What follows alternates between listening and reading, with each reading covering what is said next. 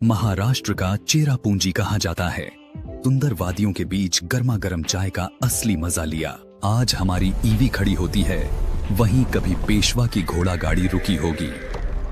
मानो हम मेघालय की वादियों में आ गए हों। इस रास्ते पर हैं, तो यहाँ रुकना एकदम सही फैसला होगा। यहाँ साफ सुथरे वॉशरूम्स और बढ़िया रेस्टोरेंट भी है। में घुस गया। हे दोस्तों, तो आज हम एक ऐसे सफर पर निकल रहे हैं जो मेरे लिए एक बड़ा चैलेंज है और शायद आप सबके लिए भी। हमारी इस रोमांचक यात्रा की शुरुआत हो रही है रायपुर से। अपनी ईवी में रिकॉर्डिंग राजनांदगांव से शुरू की है, जो रायपुर से लगभग 80 किलोमीटर दूर है। दोस्तों, यह एक सोलो ट्रिप है और मैं खुद ही ड्राइव कर रहा हूं और खुद ही रिकॉर्डिंग भी। इसलिए अगर कुछ दृश्य थोड़े हिलते हुए दिखें तो मुझे माफ करना। मैंने अपना बेस्ट देने की पूरी कोशिश की है। आप सोच रहे होंगे कि मैं ये वीडियो क्यों बना रहा हूं। इसके पीछे 5 बड़े सवाल हैं जिनके जवाब हमें इस सफर में मिलेंगे। पहला सवाल, क्या एक ईवी कार से राजनांदगांव से गोवा तक का लगभग 1280 किलोमीटर का सफर तय करना वाकई आसान होगा? क्या हम बिना किसी परेशानी के अपनी मंजिल तक पहुंच पाएंगे? दूसरा सवाल, रास्ते में क्या हमें पर्याप्त चार्जिंग स्टेशन मिलेंगे, और अगर मिलेंगे तो उनकी चार्जिंग की लागत क्या होगी? क्या यह पेट्रोल या डीजल से सस्ता पड़ेगा?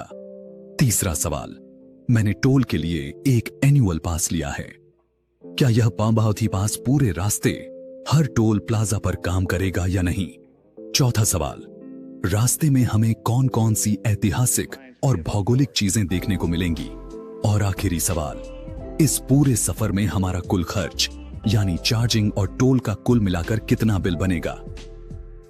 तो दोस्तों, इन सभी सवालों के जवाब के लिए मेरे साथ इस रोड ट्रिप पर बने रहिए। यह सिर्फ एक सफर नहीं, बल्कि एक रोमांचक एक्सपेरिमेंट है। तो चलिए शुरू करते हैं। राजनांदगांव को बाय बाय कहने के बाद हमारी इलेक्ट्रिक गाड़ी अब हाईवे पर सरपट दौड़ रही है और हमारा अगला पड़ाव है महाराष्ट्र। रास्ते के ये खूबसूरत नजारे देखिए, खासकर जब हम भंडारा से गुजर रहे हैं। क्या आप जानते हैं, इसे झीलों का शहर भी कहते हैं? जी हां, यहां कई छोटी बड़ी झीलें हैं जो इस जगह को बेहद शांत और खूबसूरत बनाती हैं। और हां, यहां के चावल और बीड़ी का भी बड़ा कारोबार है। इन मनमोहक नजारों के बीच हम अपनी पहली चार्जिंग डेस्टिनेशन की तरफ बढ़ रहे हैं। हमारी पहली चार्जिंग स्टॉप है पारडी, महाराष्ट्र में, जहां हम अपनी गाड़ी को थोड़ा जूस पिलाएंगे। रास्ते में हमारा स्वागत किया पहले टोल प्लाजा ने। हाल ही में नया एनुअल पास लिया था, तो मन में थोड़ी बेचैनी थी कि यह काम करेगा या नहीं। पहली लेन में थोड़ी गड़बड़ हो गई, पास स्कैन नहीं हो पाया। एक पल के लिए तो लगा कि पैसे बर्बाद हो गए, लेकिन हिम्मत करके जब दूसरी लेन में गए तो बूम, पास तुरंत स्कैन हो गया और हम आगे निकल गए। और दोस्तों, इस छोटी सी रुकावट के बाद पूरे हाईवे पर पास एकदम मक्खन की तरह काम करता रहा। कोई परेशानी नहीं हुई। और देखिए दोस्तों, हम पहुंच चुके हैं अपने पहले चार्जिंग स्टेशन पर, पारडी का एक हाईवे इन। यहां हमने लगभग 13 किलोवाट चार्ज किया, जिसके लिए हमें करीब Rs340 का पेमेंट करना पड़ा। एक छोटी सी चार्जिंग जो हमें आगे के सफर के लिए काफी है। तो चलिए, अब कार पूरी तरह चार्ज है और हम अपनी गोवा की यात्रा पर फिर से निकल पड़ते हैं। पार्टी से निकलने के बाद हमारी अगली मंजिल थी वर्धा। रात होने वाली थी और हमने वर्धा में अपने गेस्ट हाउस में रुकने का इंतजाम पहले से कर रखा था। और इसी बीच हुआ एक सरप्राइजिंग इवेंट। अचानक हमें नेशनल हाईवे छोड़कर समृद्धि एक्सप्रेसवे पर मुड़ना पड़ा। वर्धा पहुंचने के लिए हमें करीब 40 से 50 किलोमीटर का सफर तय करना था इस एक्सप्रेसवे पर। और दोस्तों, इस समय जोरदार बारिश शुरू हो गई थी। यहां हमें अपने वार्षिक पास के अलावा लगभग Rs120 का अलग से पेमेंट करना पड़ा। लेकिन दोस्तों, यकीन मानिए, इस तेज बारिश के मौसम में एक्सप्रेसवे पर गाड़ी चलाना एक अद्भुत अनुभव था। सड़क इतनी स्मूथ थी कि वो Rs120 की पेमेंट भी जायज लगी। रास्ते में समृद्धि एक्सप्रेसवे के गेटवे पर हमें एक BPCL चार्जिंग स्टेशन भी मिला। अभी तो हमें चार्जिंग की जरूरत नहीं थी, लेकिन मैंने चेक किया और वो स्टेशन काम कर रहा था। वापसी में हम जरूर यहां चार्ज करेंगे। और इसी के साथ आज की हमारी भीगी भीगी यात्रा यहीं समाप्त होती है। मिलते हैं कल सुबह। तो दोस्तों, अगली सुबह 21 तारीख हम अपने गेस्ट हाउस से निकल चुके हैं। आज का हमारा टारगेट है सोलापुर पहुंचना, जो यहां से लगभग 630 किलोमीटर दूर है। तो चलिए शुरू करते हैं आज का रोमांचक सफर। वर्धा से निकलने के बाद हमारा पहला चार्जिंग स्टेशन था SQ Pine and Dine restaurant. जगह बहुत साफ सुथरी और शानदार है, लेकिन चार्जिंग थोड़ी महंगी है। यहां मैंने 25 किलोवाट चार्ज किया, जिसका बिल करीब Rs700 आया। मुझे ऐसा लगा कि टेटा का चार्जर बाकी सभी चार्जर से सबसे ज्यादा महंगा है। तो दोस्तों, नाश्ता भी हो गया और हमारी गाड़ी भी फुल चार्ज हो गई। अब हम निकल रहे हैं गोवा की तरफ, वर्धा से सोलापुर की ओर। लेकिन इस सफर में एक ट्विस्ट है। आपको सिर्फ पहाड़ और हाईवे ही नहीं, बल्कि करोड़ों साल पुराना भूगोल और इतिहास भी देखने को मिलेगा। जैसे ही हम वर्धा से निकले, हाईवे का रूप ही बदल गया। चारों ओर हरियाली और दूर तक फैली पहाड़ियां दिख रही हैं। ये नजारे देखकर आपसे एक सवाल है। अगर आपको मौका मिले तो आप क्या चुनेंगे? इन पहाड़ों का सुकून या गोवा का बीच का मजा? अब हम यवतमाल की ओर बढ़ रहे हैं। जानते हैं इसका नाम कैसे पड़ा। यव यानी पंक्ति, यानी जौ की पंक्तियां। और हां, यवतमाल कपास और संतरे के लिए भी जाना जाता है। और हां, एक और बात, अगर आप वाइन के शौकीन हैं तो यवतमाल के पास हर आधे किलोमीटर पर एक वाइन बार मिलेगा। मैंने तो ट्राई नहीं किया, लेकिन मुझे लगता है कि महाराष्ट्र, जो भारत में एक बड़ा वाइन उत्पादक क्षेत्र है, वहां ये बार वाइन लवर्स के लिए स्वर्ग से कम नहीं होंगे। चार्जिंग की बात करें तो सबसे पहले हमने सोचा कि यवतमाल में अडानी के चार्जिंग स्टेशन पर रुकें। लेकिन यहां आते ही ऐप में रखरखाव चल रहा है। ये चार्जर बिल्कुल भी भरोसेमंद नहीं है। तो इस धोखे के बाद हम अपनी यात्रा जारी रखते हुए थोड़ी दूरी पर अनुरतन चार्जिंग स्टेशन पहुंचे। यहां भी थोड़ी मशक्कत करनी पड़ी। ऐप, कस्टमर केयर और धैर्य तीनों का टेस्ट हुआ, लेकिन आखिरकार गाड़ी चार्ज हो गई।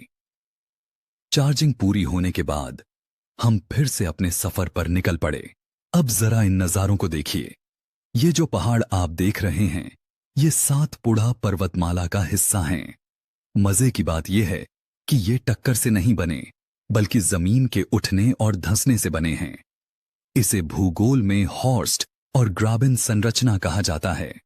इतिहास भी पीछे नहीं है। इस रास्ते पर कई किले और मंदिर मिलते हैं, जो मराठा साम्राज्य और प्राचीन सभ्यताओं की कहानियां कहते हैं। सोचिए, जहां आज हमारी ईवी खड़ी होती है, वहीं कभी पेशवा की घोड़ा गाड़ी रुकी होगी। दोस्तों, यही है इस यात्रा की असली खूबसूरती। ये रास्ता सिर्फ भूगोल और इतिहास नहीं, बल्कि जिंदगी का सबक भी देता है। कभी स्मूथ हाईवे, कभी घुमावदार मोड़, कभी चार्जिंग की टेंशन और कभी मनमोहक दृश्य। और सोलापुर पहुंचने से ठीक पहले हमें एक ऐसा मनोरम दृश्य मिला कि मैं गाड़ी रोकने से खुद को रोक नहीं पाया। शाम ढल रही थी, इसलिए रिकॉर्डिंग ठीक से नहीं हो पा रही थी। फिर भी जहां तक हो सका, मैंने उस खूबसूरती को कैमरे में कैद करने की पूरी कोशिश की। और आखिर में मेरी गाड़ी के लुक की बात। इन घुमावदार सड़कों पर इसकी हेडलाइट्स और टेललाइट्स जब चमकती हैं, तो पूरा नजारा सिनेमैटिक हो जाता है। अब आप ही बताइए, क्या यह सिर्फ एक कार है या इस सफर की असली हीरो? तो दोस्तों, रात भर सोलापुर में बिताने के बाद आज हमारी गाड़ी निकल पड़ी है अपनी मंजिल गोवा की तरफ। यह अब तक का सबसे रोमांचक और अद्भुत सफर होने वाला है। सोलापुर से गोवा जाने के 3 रास्ते हैं, लेकिन मैंने चुना है सांगली से होते हुए जाने वाला रास्ता। सामने साइन बोर्ड बता रहा है कि सांगली बस 86 किलोमीटर दूर है। और हां दोस्तों, एक बात, अगर आप सुबह के वक्त इस रास्ते से गुजर रहे हैं तो सूरजमुखी के खेत आपका स्वागत करेंगे। सुनहरी धूप और पीले फूल, मानो पूरी धरती पर सोना बिखरा हो। लेकिन मेरी तरह यह गलती मत करना। यह खेत सिर्फ 20 से 30 किलोमीटर तक ही दिखते हैं। मैं यह सोचकर आगे बढ़ गया कि बाद में रुककर फोटो ले लूंगा, लेकिन मुझे मौका नहीं मिला। तो जैसे ही ये नज़ारे दिखें, रुककर फोटो जरूर लेना। जैसे जैसे हम सांगली जिले की ओर बढ़ रहे थे, एक दिलचस्प बात जान लीजिए। क्या आप जानते हैं, सांगली को टर्मरिक सिटी ऑफ इंडिया या भारत का हल्दी शहर भी कहा जाता है। यहां भारत की सबसे ज्यादा हल्दी पैदा होती है। और हां, यह महाराष्ट्र की वाइन कैपिटल भी है, क्योंकि यहां अंगूर की खेती सबसे ज्यादा होती है। सोचिए, एक ही जिला, हल्दी और वाइन दोनों में नंबर 1। आगे बढ़ा तो रास्ते में दिखी पारंपरिक बैलगाड़ी। यह आज भी इस पूरे क्षेत्र में गांव वालों की जीवन रेखा है। थोड़ी देर बाद हमें मिला सबसे बेहतरीन चार्जिंग स्टेशन, रत्ना फ्यूज। अगर आप इस रास्ते पर हैं तो यहां रुकना एकदम सही फैसला होगा। यहां साफ सुथरे वॉशरूम्स और बढ़िया रेस्टोरेंट भी है। यहां अपनी गाड़ी को टॉप अप करके हम आगे बढ़ेंगे। चार्जिंग पूरी करने के बाद हमारी मुलाकात हुई अपने पूरे उफान पर बहती कृष्णा नदी से। यह नदी सिर्फ पानी का स्रोत नहीं, बल्कि इतिहास और धर्म का भी केंद्र है। इसे दक्षिण गंगा भी कहते हैं और इतिहास बताता है कि इसके किनारे कई प्राचीन सभ्यताएं बसीं। अब शुरू हुआ असली रोमांच। हम निकल पड़े सह्याद्री की घाटियों की तरफ। इस रास्ते के पहले कुछ 100 किलोमीटर का सफर संकरी और खराब सड़कों के कारण काफी कठिन था। यह देखकर मुझे बहुत आश्चर्य हुआ कि यहां सामने एक बंद टोल मिला। लगा कि यह टोल बंद हो चुका है, पर मंजिल अब करीब थी। कभी कभी सफर में छोटे छोटे पल ही यादगार बन जाते हैं। रास्ते में एक अमृत तुल्य चाय की दुकान दिखी। मैंने चाय पैक करवाई और निकल पड़ा अपनी मंजिल की तरफ। थोड़ी दूर जाकर मैंने अपनी गाड़ी रोकी और इन सुंदर वादियों के बीच गर्मा गर्म चाय का असली मजा लिया। और अब गोवा का पहला बोर्ड, बस 91 किलोमीटर बाकी।